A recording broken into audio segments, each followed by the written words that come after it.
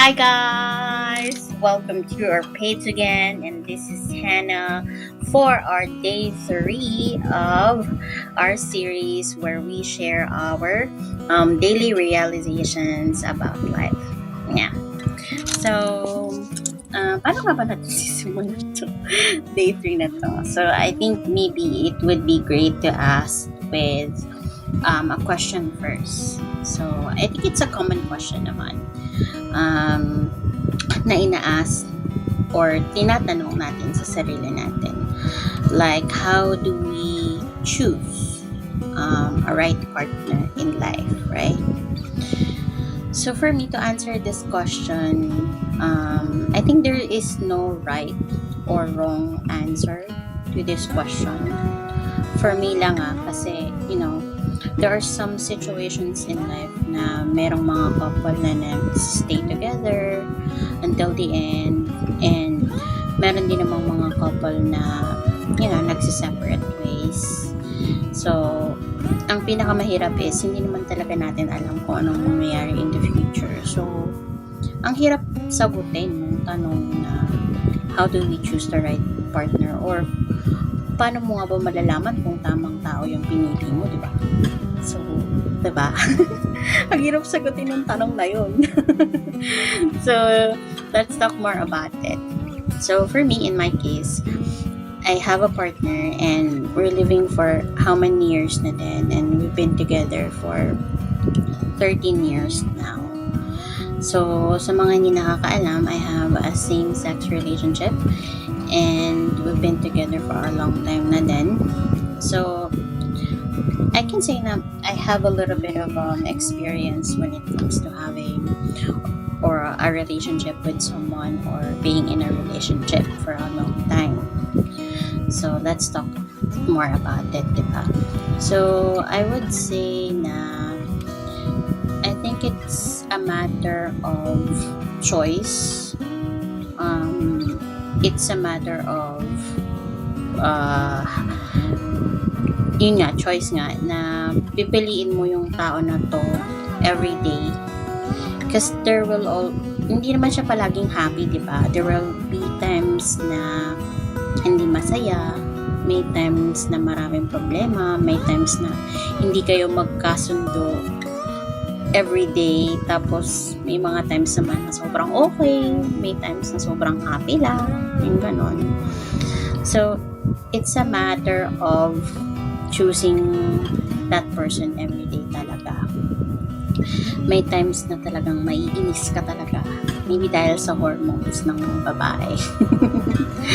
Basta lahat ang gawin niya nakakainis, nakakabwisit, yung ganon. Yung gusto mo na lang siyang paalisin sa bahay para matahimik yung buhay mo, diba? Yung mga ganon. Pero syempre minsan pag wala naman, naminis mo naman, diba? So, ang gulo, diba? So, yun na nga. And, yan, it's a matter of choosing the person that you love. And I think it's not easy, diba? May mga times din na naiisip ko rin na pag kunwari mahirap yung situation namin dalawa and sobrang bigat yung problema namin na tama ba to? Tama ba yung person na pinili ko? And parang gusto mo na lang na magsisi or regret na dun sa mga taon na pinili mo siya, nakasama mo siya. Kasi nga, madaling nating i-question yung mga bagay-bagay, lalo na pag nasa mahirap ng situation, di ba?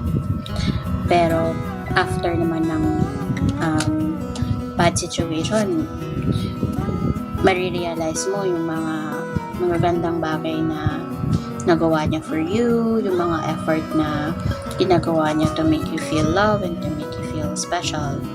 And, maaalala mo din yung mga magagandang memories. So, di ba, parang mapapaisip ka din na maybe I made the right choice somehow. Di ba? So, may times talaga na mahirap. Kaya pag nasa mahirap ka na situation, madaling i-question kung tama ba yung mga choices mo sa buhay. Mga choices natin sa mga buhay-buhay natin. Di ba? So, yun. And, before tayo pumunta sa realization, I just wanna share, I also have like sister and brother na meron na rin silang mga partner in life, may asawa na din sila and may kids na rin. And there were times also na meron din silang mga struggles as a couple, and I can also see that. And I think for us people na nagsusupport sa mga loved ones natin, madali para sa atin na sabihin sa kanila na if they're in a difficult situation, na sinasabi nila, ayaw ko na, gusto ko nang umalis dito sa situation na to, or umalis sa relationship na to. I think it's easy for us to say, yes, sige, go, bahala ka dyan. Supportahan kita na gawin mo yan. Pero ang hirap din na magbigay. I think we should be careful in giving them advices them as well. Kasi naranasan ko rin yan. Parang minsan, di ba, pag nasa difficult situation ka, magsusumbong ka sa family mo, sabihin mo kung anong problema mo, and madali para sa atin na pamilya nila na sabihin na, sige, let go mo na. Alis ka na sa ganyang sitwasyon. Di ba? Madali natin sabihin yun. Pero, I think mahirap talaga dun para sa tao na yun na umalis dun sa sitwasyon na yun. Kasi mahal mo eh. Mahal mo yung tao, di ba? May minamahal ka. So, mahirap yun. I think it's not easy na umalis dun sa situation na yun. So, the only thing na magagawa natin at pinakamagandang magagawa natin for them is to always ask them if they're okay, if they need space, what are the things that we can do to make them feel better, and ask them if they need help. Yun lang naman ang mga pwede nating gawin. Kasi at the end of the day, sila pa rin talaga ang mag-decide for them or para sa sarili nila kung itutuloy ba nila yung relationship na yun or hindi, diba? And of course, we don't want relationships naman din to end. Kasi may mga reasons din naman why we love and why we chose those people in our lives, diba? To be part of our lives. So if there's anyone na nakakaranas ng hindi magandang situation in their relationship, yeah, ang pinakamagandang gawin natin is to just help them. And sa mga nakakaranas din naman ng gano'n na mahirap na, mabigat na, and I think it's okay naman din to ask help with your family. If you're comfortable talking to your family, your mom, your dad, or your parents, it's much better na humingi kayo ng tulong kaysa naman sinisolo nyo lang yung problema nyo, and mahirap na nga yung situation. So, kung feeling nyo wala na kayong mahingi ng tulong, of course, another way is to pray to God, kasi of course siya ang the best na hinga ng tulong to give you clarity at magbigay sa'yo ng mga hints on what are the things that you can do best in your life, diba? Ang pinakamagandang gawin mo is to ask God na, God, kung hindi ba ito ang taong para sa akin, what should I do? Or it would be best if to ask Him and pray for Him. Kung hindi talaga ito yung tao para sa akin, is just remove this person in my life. Ganun na lang, diba?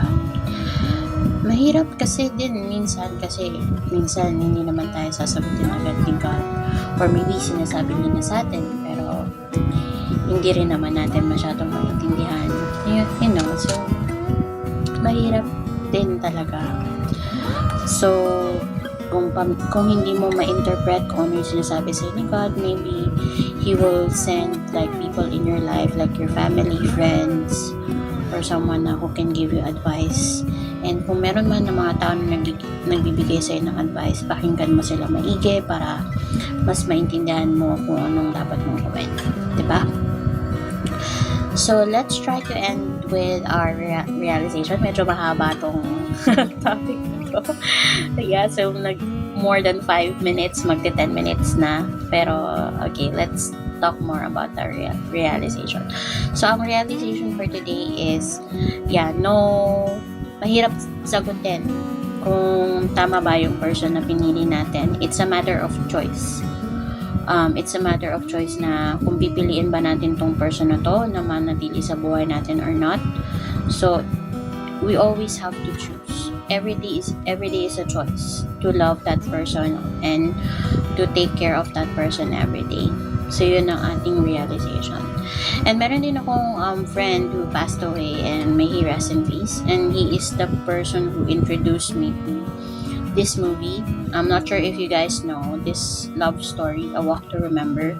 Sad yung story nito, pero I'm gonna share like yung verses na binasa nila doon sa movie na yun. So I'm gonna read it kasi hindi ko siya kabisado. Okay. So this is the complete verse of that Bible verse. Okay. So love is patient, love is kind, it does not envy, it does not boast, it is not proud, it does not dishonor others, it is not self-seeking, it is not easily angered, it keeps no record of wrongs, and love does not delight in the evil, but rejoices with the truth.